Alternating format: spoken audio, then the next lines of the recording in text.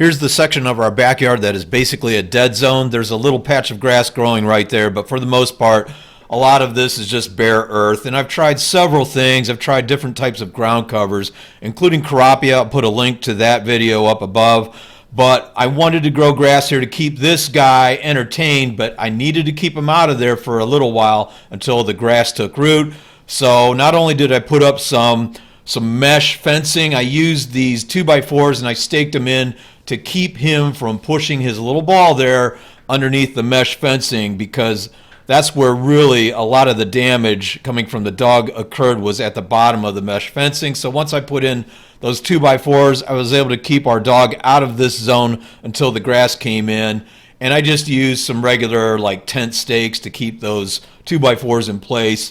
And then once I got the fencing and the 2x4s situated, and you can see how effective they are to keep the dog away, then I put down some high-grade topsoil, which I put down after I broke up the underlying soil with a heavy-duty garden rake.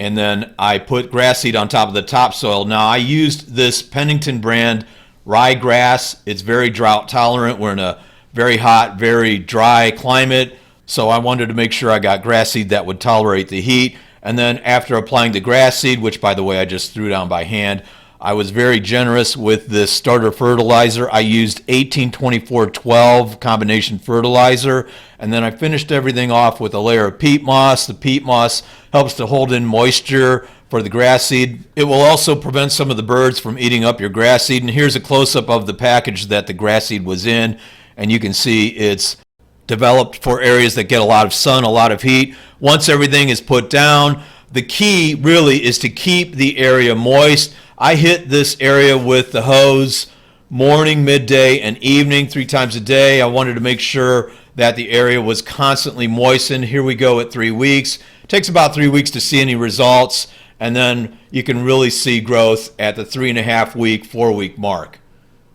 I kept the barriers up. I kept the dog out of this area for a little over 5 weeks, at which point I decided to let him have at it. And this grass is made to be obviously very good looking, but it's made to be tough, so it can put up with some abuse from the dog. I mean, if he starts digging, then I gotta, let him know, usually with the hose, that that's not cool.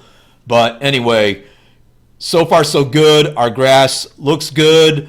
The dog likes the area, obviously. Didn't spend a ton of money. I purchased way more fertilizer and grass seed than I needed for this patch. I still spent under $100. But I'll be using that seed and fertilizer for other areas in the front yard at some point.